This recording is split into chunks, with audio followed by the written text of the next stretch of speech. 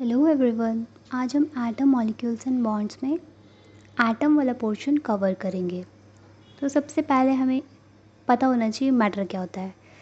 जो भी हमारे आसपास कोई भी चीज़ पाई जाती है वो सब मैटर की बनी हुई होती है। और जो मैटर होता है वो अलग अलग टाइप के एलिमेंट्स का बना हुआ होता है। एलिमेंट्स किस चीज़ के बने होते हैं? सिमिलर टाइप्स ऑफ एटम के बने होते हैं। एलिमेंट क्या होता है? ये एक प्योर सब्सटेंस होता है जिसको हम और फर्दर सिंपलर सब्सटेंस में उसको और सेपरेट नहीं कर सकते क्योंकि वो ऑलरेडी अपने प्योर स्टेट में होता है। और एलिमेंट की जो रिपीटेटिंग यूनिट उसमें पाई जाती है वो एटम कहलाती है। एलिमेंट की रिपीटेटिंग यूनिट एटम कहलाती है। और हर एक एटम जो होता है वो सबसे छोटा पार्टिकल होता है एक एलिमेंट का, जो अपनी केमिकल प्रॉपर्टी को बनाए रखता है। 118 एलिमेंट नोन है और 118 में से जो 94 है वो नेचुरली अर्थ में पाए जाते हैं और जो रेस्ट है वो लेबोरेटरीज़ में वेरियस न्यूक्लियर प्रोसेस के थ्रू बनाए जाते हैं। और हर रिपीटेटिंग यूनिट जो एलिमेंट की होती है उनकी जो प्रॉपर्टी होती है वो सिमिलर होती है, सिमिलर प्रॉपर्टी होती है। और जो ये रिपीटेटिंग यूनिट है वो एटम कहलाती है। जैसे कि कई सारे कार्बन के एटम मिलके क्या बनाएंगे? कार्बन का एलिमेंट। वैसे ही कई सारे हाइड्रोजन एटम हैं वो मिलके हाइड्रोजन एलिमेंट बनाते हैं। एक्यूरेटली 25 टू 26 एलिमेंट जो बायोलॉजिकल सिस्टम में पाए जाते हैं, चाहे वो प्लांट का हो या एनिमल का हो या बैक्टीरिया का हो। तो अकॉर्डिंग टू हाइड्रेटेड वेट और फ्रेश वेट, जो मोस्ट अबेंडेंट एलिमेंट है वो ऑक्सीजन होता है उसमें बायोलॉजिकल सिस्टम में।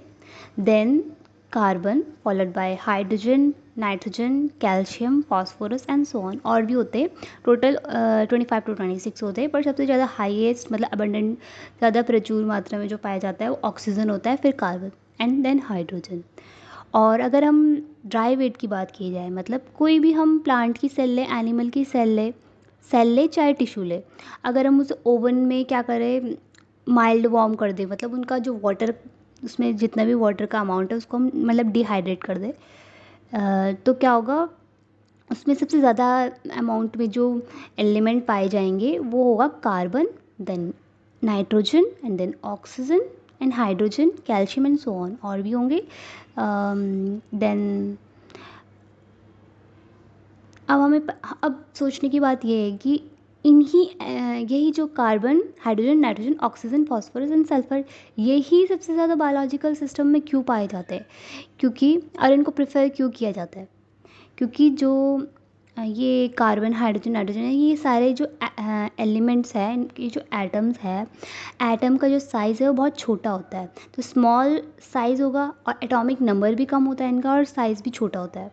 तो अगर स्मॉल साइज़ का एटम है, उनको बायोलॉजिकल सिस्टम में इसलिए प्रेफर करते हैं क्योंकि ये स्ट्रॉन्ग बॉन्डिंग बनाते हैं। क्यों बनाते हैं? क्योंकि इनका जो साइज़ होता है, because size means higher surface area to volume ratio, मतलब इनका जितना छोटा साइज़ होगा उतना ही ये ज़्यादा इंटरैक्ट कर पाएंगे। मतलब जितना कम सरफेस होगा तो उतना ही उनके लिए ईजी होगा दूसरे एटम के साथ इंटरैक्ट करने के लिए, इंटरैक्ट करने में। देन अगर वो इजीली इंटरैक्ट कर पाएंगे, उनकी उतनी अच्छी स्ट्रॉन्ग बॉन्डिंग होगी। तो स्ट्रॉन्ग बॉन्डिंग से हमारे कहने का मतलब है higher higher surface surface area to volume ratio. And ये बहुत ही फ्लेक्सिबल होते हैं क्योंकि ये बहुत आसानी से 1 2 3 4 इलेक्ट्रॉन बॉन्ड, मतलब ये 2 3 4 बॉन्ड इजीली बना सकते हैं। और इनमें कैपेबिलिटी होती है मल्टीपल बॉन्ड फॉर्मेशन की, और ये पार्टिसिपेट कर सकते हैं डिफरेंट केमिकल बॉन्ड्स। फिर अब हम बात करेंगे कि हम सबको ये पता है कि अ, आसपास तो सिलिकॉन भी मतलब ज़्यादा अमाउंट में पाया जाता है, लेकिन फिर भी लाइफ कार्बन बेस्ड क्यों है? क्योंकि जो कार्बन कार्बन का बॉन्ड होता है वो ज़्यादा स्टेबल होता है as compare to silicon silicon bond. क्योंकि स्पेशली इन वाटर, क्योंकि जो बायोलॉजिकल सिस्टम है वहाँ पर वाटर का कंटेंट ज़्यादा होता है। तो इन एक्वस इन्वायरमेंट, तो क्योंकि कार्बन में कैटेनेशन प्रॉपर्टी ज़्यादा होती है, लॉन्ग चेन फॉर्मेशन इजीली हो जाता है, तो हमारा जो इन्वायरमेंट है वो ऑक्सीडेटिव इन्वायरमेंट है। और ऑक्सीडेटिव एनवायरनमेंट में ऑक्सीडेशन तो हो गई, लाइसिस होगा बॉन्ड का, ज़्यादा फेवरेबल होगा। तो लेकिन सिलिकॉन के बॉन्ड बहुत कमज़ोर होते हैं, वीक होते हैं और इजीली डिज़ोल्व हो जाते हैं वाटर में, इसीलिए सिलिकॉन बॉन्ड इजीली ब्रेक हो जाएंगे। इसीलिए कार्बन बेस्ड है, क्योंकि कार्बन की स्ट्रॉन्ग बॉन्डिंग है, स्टेबल है और इजीली दूसरे एलिमेंट्स के साथ बॉन्ड का फॉर्मेशन हो जाता है। Why elemental composition of life do not match with earth crust. अब एलिमेंट का जो कॉम्पोजिशन है लाइफ का अर्थ क्रस्ट से क्यों नहीं मैच खाता? क्योंकि जो मोस्ट अबंडेंट एलिमेंट्स है अर्थ के क्रस्ट में वो है सबसे ज़्यादा oxygen, then silicon, aluminium and iron. लेकिन जो बायोलॉजिकल सिस्टम है उसमें carbon, hydrogen, nitrogen, oxygen, phosphorus, sulphur है। क्योंकि हाँ, जो लाइफ है वो ओरिजिनेटेड हुई है अर्थ क्रस्ट में। Life is not originated in earth crust, क्योंकि हम जो लाइफ है वो सी वाटर से ओरिजिनेट हुई है, इसलिए क्योंकि उसके एलिमेंट्स जो होते हैं वो डिफरेंट है। और सी वाटर के जो एलिमेंट्स हैं वो हमारे जो बायोलॉजिकल सिस्टम है उसके एलिमेंट्स से मिलते हैं, और जो ये अर्थ क्रस्ट है उससे नहीं मिलते, इसी वजह से नहीं मिलते। अब हम स्ट्रक्चर ऑफ एटम की बात करें तो हमें पता है कि सबसे सेंट्रल पोर्शन जो होता है एटम का, उसमें न्यूक्लियस होता है। न्यूक्लियस में न्यूक्लियॉन जो होते हैं, protons and neutron. Proton positively charge, neutrons में कोई चार्ज नहीं होता। एंड देन जो आउटर इलेक्ट्रॉन शेल होती है उसमें इलेक्ट्रॉन्स रिवॉल्व करते हैं। और हमें पता है जैसे कि बायोलॉजी में cell is a basic structural functional unit of life, वैसे ही केमिस्ट्री में क्या होता है, जो मैटर मतलब बेसिक यूनिट ऑफ मैटर किस चीज़ का बना हुआ है? एटम का बना हुआ था, इसीलिए atom is basic unit of matter. अब हमने बात की सेंटर में न्यूक्लियस प्रेजेंट है। न्यूक्लियस पॉजिटिवली चार्ज है, दो पार्टिकल का बना है, प्रोटॉन एंड न्यूट्रॉन। एंड ये दो पार्टिकल्स जो है इनको हम न्यूक्लियॉन्स भी बोल सकते हैं। और इनके सराउंडिंग में इलेक्ट्रॉन्स पाए जाते हैं। अब हमको मास की बात की जाए और मास और चार्ज की बात की जाए तो प्रोटॉन का मास होता है 1.67 इंटू 10⁻⁻27 और इसका चार्ज होता है 1.60 इंटू 10⁻⁻19 कूलम्स, जो कि पॉजिटिव चार्ज है। न्यूट्रॉन का जो मास है 1.67 into 10⁻⁻27 kg। Proton and neutron का मास ऑलमोस्ट इक्वल है, लेकिन इनका चार्ज सेम नहीं है, क्योंकि प्रोटॉन में पॉजिटिव चार्ज होता है, न्यूट्रॉन में चार्ज नहीं होता। वैसे ही सेम इलेक्ट्रॉन की बात करें जाए तो इलेक्ट्रॉन का मास होता है 9.1 इंटू 10⁻31 kg। एंड ये प्रोटॉन और न्यूट्रॉन के मास से नेग्लिजिबल है, मतलब बहुत कम है। एंड चार्ज जो होता है इलेक्ट्रॉन का, ये प्रोटॉन के ही लगभग इक्वली होता है, 1.60 इंटू 10⁻⁻19 कूलम, और ये नेगेटिव चार्ज होता है। वैसे ही मास ऑफ प्रोटॉन और मास ऑफ न्यूट्रॉन तो इक्वल है, और जो इनमें चार्ज है,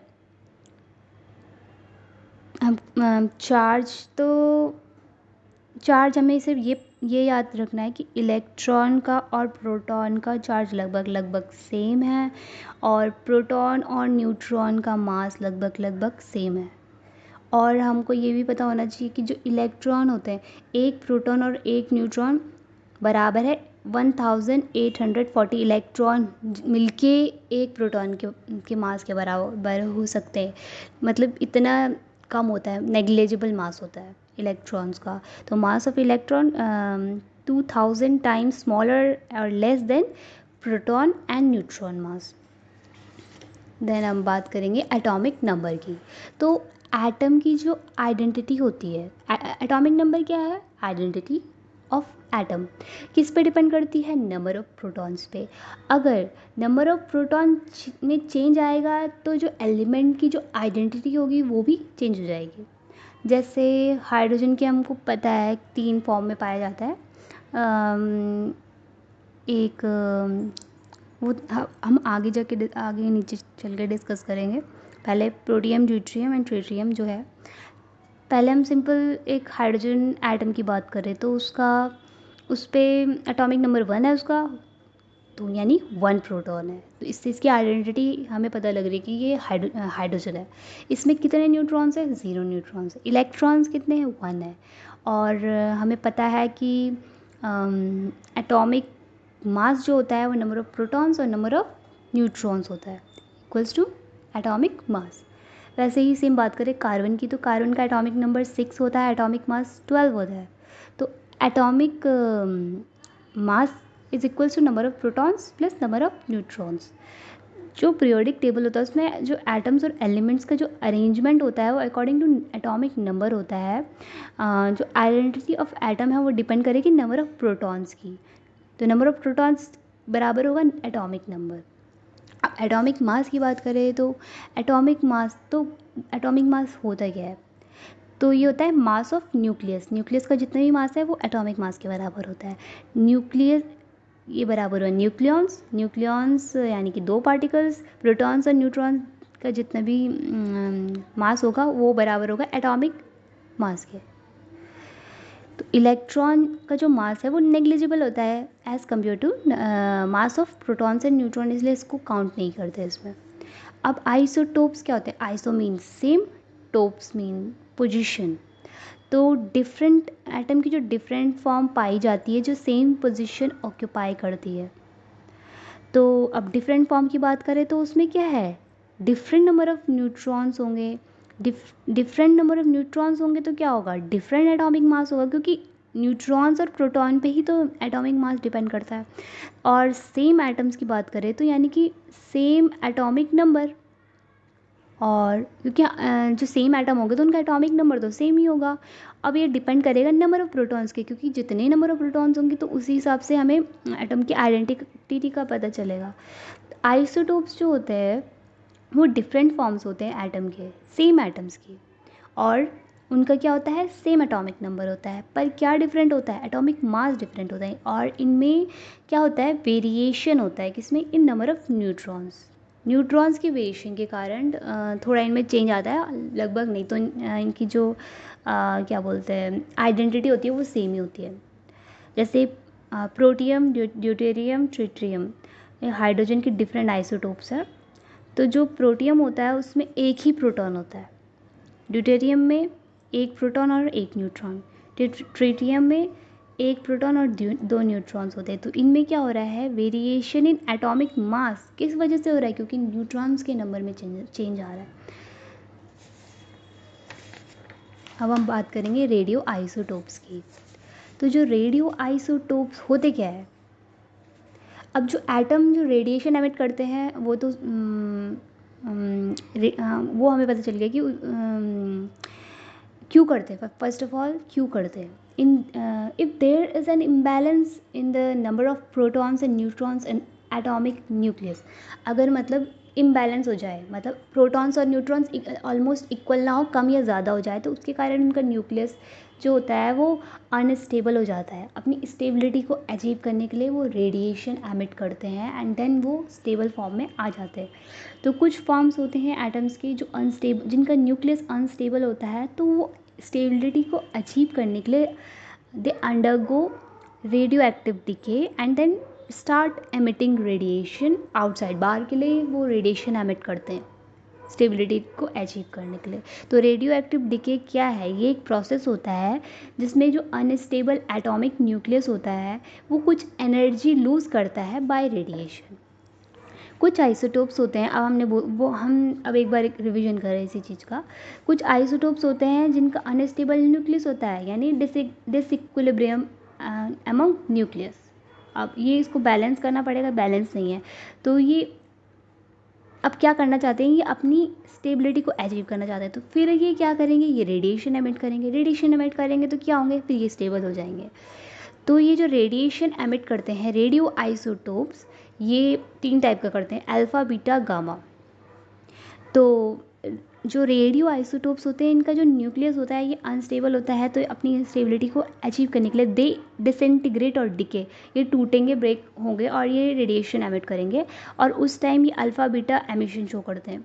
तो सबसे ज़्यादा जो एनर्जी होती है वो गामा की होती है, देन बीटा, फिर देन अल्फ़ा।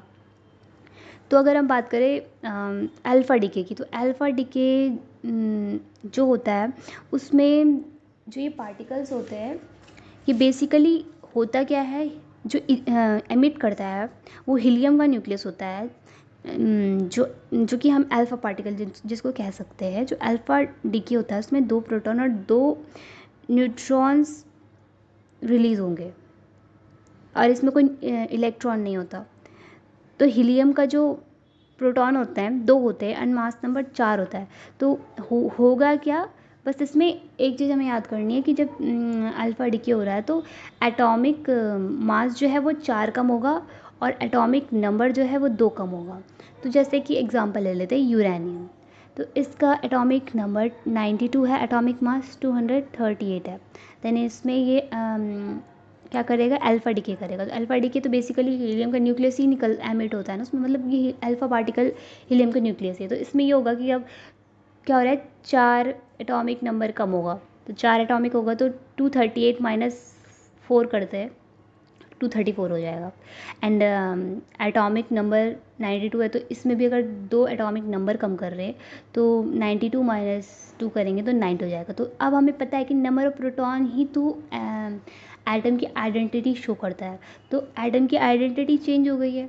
अब हमें पता है कि एटॉमिक नंबर 90 किसका है, थोरियम का है। तो ये अब न्यू एलिमेंट बन गया है, थोरियम बन गया और अब ये स्टेबल हो चुका है, पहले ये अनस्टेबल फॉर्म में था। वैसे ही बीटा डीके होता है। तो बीटा डीके में जो होते हैं सीज़ियम है, ठीक है। सीज़ियम का एटॉमिक नंबर 55 होता है। अब इस केस में क्या होता है कि एक प्रोटॉन ब्रेक होगा, टूट जाएगा एक प्रोटॉन। बेसिकली वो प्रोटॉन, हम उसको प्रोटॉन के इक्वल कह रहे हैं, होता वो इलेक्ट्रॉन है। इलेक्ट्रॉन तो है, लेकिन जो न्यूक्लियस होता है, न्यूक्लियस ब्रेक होने के बाद उसमें जो एक एक्स्ट्रा न्यूक्लियस होता है, एक्स्ट्रा न्यूक्लियस टूटता है, न्यूट्रॉन सॉरी, एक्स्ट्रा न्यूट्रॉन टूटेगा और जो वो न्यूट्रॉन टूटेगा वो बराबर होगा, अब वो रिलीज़ करेगा एक पोजिट्रॉन जिसका मास कंप्लीट मास होता है, पॉजिटिव चार्ज होता है। नेगेट्रॉन एक नेगेट्रॉन जिसका मास 0 है और चार्ज माइनस है। तो ये भी नेगेट्रॉन एंड पॉजिट्रॉन ये एक तरीके के इलेक्ट्रॉन नहीं है, लेकिन पॉजिटिव चार्ज वाले और एक नेगेटिव चार्ज वाले। पॉजिट्रॉन मतलब पॉजिटिव, मतलब नेगेट्रॉन मतलब नेगेटिव चार्ज। और एक एक्स्ट्रा पार्टिकल रिलीज़ होता है जिसको हम बोलते हैं एंटी न्यूट्रिनो। ये पार्टिकल भी लिबरेट होता है। तो बस हम बीटा डीके में हमको पता है कि क्या लूज़ कर रहा है, वो एक पॉजिट्रॉन यानी एक प्रोटॉन ही लूज़ कर रहा है, जो कि तरीके का पॉजिटिव इलेक्ट्रॉन है, जिसका पॉजिटिव +1 वो है एंड मास उसका 0 है। अब हमको पता है जब सोडियम में नंबर ऑफ़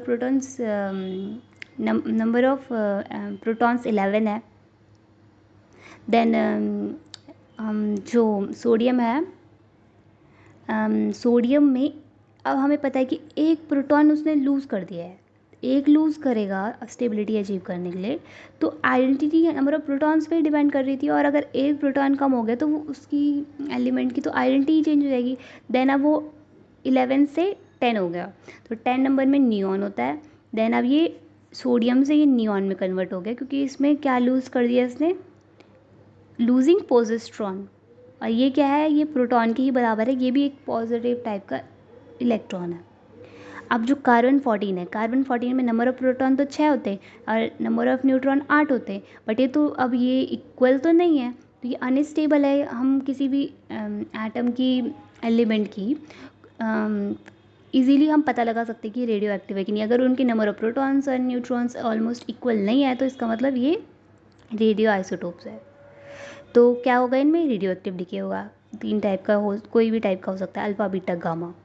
देन अब हम जब कार्बन 14 के न्यूक्लियस में डीके होगा, बीटा डीके होगा, देन होगा क्या इसमें, एक न्यूट्रॉन जो है, एक न्यूट्रॉन जो कि अनस्टेबल है वो रेडिएशन एमिट करेगा, it will emit radiation. Unstable nucleus है तो जो एक इनमें से एक न्यूट्रॉन है, जो कि हमने कहा कि 8 है, तो ये इनमें से एक जो एक्सेस न्यूट्रॉन होगा वो स्प्लिट या ब्रेक होगा। देन क्या बनाएगा, एक पॉजिट्रॉन एंड एक नेगेट्रॉन और एक साथ में एंटी न्यूट्रिनो पार्टिकल भी रिलीज़ होगा। तो पोजिट्रॉन ये इक्विवेलेंट होगा प्रोटॉन के, और जो पोजिट्रॉन होगा उसका जो एंटायर मास होगा वो न्यूट्रॉन के बराबर होगा। और नेगेट्रॉन है जो कि इक्विवेलेंट है, प्लस उसका प्लस चार्ज है and is equivalent to electron due to -1 charge. Negatron में -1 चार्ज है तो ये equivalent to electron, and positron में प्लस चार्ज है तो ये एंटायर मास किसका है, न्यूट्रॉन के बराबर है। तो पॉजिट्रॉन प्रोटॉन के बराबर हो रहा है, नेगेट्रॉन इलेक्ट्रॉन के बराबर है, बस इतना याद करना है। देन उसके बाद अब हमें पता लग गया, अब हमको ये पता लगा है कि जब ये एक न्यूट्रॉन टूट गया तो इसने एक पोजिट्रॉन बनाया ना। अब पोजिट्रॉन एक प्रोटॉन के बराबर है तो एक प्रोटॉन बढ़ गया। अगर एक प्रोटॉन बढ़ गया तो हमें पता है कि एटम की आइडेंटिटी प्रोटॉन पर डिपेंडेड है। अब 6 पहले से ही थे, 1 + 1 1 और प्लस हो गया तो ये 7 हो गए। अब 7th नंबर में जो हमारा पीरियोडिक टेबल में एलिमेंट है वो हमारा नाइट्रोजन है। तो पहले ये कार्बन था, अभी नाइट्रोजन हो गया क्योंकि नंबर ऑफ प्रोटॉन भी 7 हो गए और नंबर ऑफ न्यूट्रॉन इसका डबल हो, सॉरी एटॉमिक मास का डबल हो जाएगा, और नंबर ऑफ प्रोटॉन ही उसका एटॉमिक नंबर है। तो पहले इसका एटॉमिक नंबर ऑफ प्रोटॉन 1 बढ़ गया ना, पहले 6 था तो कार्बन था, उसकी आइडेंटिटी कार्बन थी। अब उसमें 1 प्रोटॉन बढ़ गया तो उसकी आइडेंटिटी चेंज हो गई, अब वो नाइट्रोजन में कन्वर्ट हो गया। साथ में ये जो पार्टिकल है एंटी न्यूट्रिनो भी रिलीज़ करेगा और एक नेगेट्रॉन रिलीज़ किया। अब हमें पता है कि जब ये रेडियोएक्टिव डिके होता है तो 5800 ईयर्स के बाद इसकी अमाउंट हाफ हो जाती है क्योंकि अनस्टेबल फॉर्म है। स्टेबिलिटी को ये 5800 ईयर्स में जितनी भी अनस्टेबल होंगे वो स्टेबल हो जाएंगे। अब रेडियो आइसोटोप्स जो होते हैं हमको पता है कि कुछ टाइम बाद वो with a time they emit radiation and then converted into stable form and due to which amount of radioisotope decline. तब वो रेडियो आइसोटोप्स की जो अमाउंट होती है वो कम कम होती जाती है विद टाइम। और जैसे कि जो ट्रिटियम हाइड्रोजन है ये आइसोटोप ही है एक तरीके का, मतलब हाइड्रोजन की डिफरेंट फॉर्म है ना। तो इसमें बीटा डिके होता है, beta minus type decay, beta minus वाला डिके। तो इसमें ये एक नेगेट्रॉन टाइप का बीटा डिके, तो हमको पता है इसमें क्या होगा, एक एक्सेस न्यूट्रॉन है वो स्प्लिट होगा एंड देन एक ये कन्वर्ट होगा, एक प्रोटॉन बढ़ाएगा, ये एक प्रोटॉन बढ़ेगा उसमें एंड देन एक नेगेट्रॉन है, एक इलेक्ट्रॉन भी रिलीज होगा। तो ये बस इसमें ये हो रहा है कि एक प्रोटॉन बढ़ गया तो इसकी आइडेंटिटी बिल्कुल चेंज हो गई। तो मास नंबर में कोई चेंज नहीं आ रहा है, पर चेंज किस में आ रहा है, एटॉमिक नंबर 1 से बढ़ गया। तो कब होगा ये, when negatron type of beta decay. Negatron है ना, नेगेट्रॉन हमने क्या कहा, नेगेटिव चार्ज वाला था। एंड पोजिट्रॉन वाले में क्या था, पॉजिटिव चार्ज वाला था। अब हम बात करें एटॉमिक मास और एटॉमिक वेट सेम होते हैं। तो एटॉमिक मास क्या होता है, नंबर ऑफ प्रोटॉन्स और न्यूट्रॉन का सम होता है एक सिंगल एटम का। और जो एटॉमिक वेट होता है वो एक एवरेज वेट होता है सारे आइसोटोप जो एक एटम है उसके डिफरेंट फॉर्म्स, जितने भी फॉर्म्स उसके पाए जाते हैं उसका जो एवरेज वेट है उस एलिमेंट का वो उसका वेट हुआ। और जो नॉर्मल एक एटम का वेट होता है वो उसका प्रोटॉन और न्यूट्रॉन का वेट होता है। जैसे कि कार्बन 12 नेचर में 99% पाया जाता है, कार्बन 13 1% पाया जाता है। जो कार्बन 14 है वो उसकी अमाउंट नेग्लिजिबल है, इसलिए उसको हम काउंट नहीं करेंगे, और अगर करेंगे भी तो उसमें कुछ ज़्यादा चेंज नहीं आता है। जैसे कार्बन 12 तो 12 इंटू 0.99 था तो 0.99 इसका कंट्रीब्यूशन होगा प्रपोर्शन। एंड 13 इंटू अब इसका 1% है तो 0.01% इसका प्रपोर्शन होगा। तो इनको अगर हम ऐड करेंगे तो एटॉमिक वेट हमारा बनता है 12.01। अब हम आइसोबार्स एंड आइसोटोन्स की बात करते हैं। आइसोबार्स जो होते हैं इनका सेम एटॉमिक मास होता है पर डिफरेंट एटॉमिक नंबर होता है।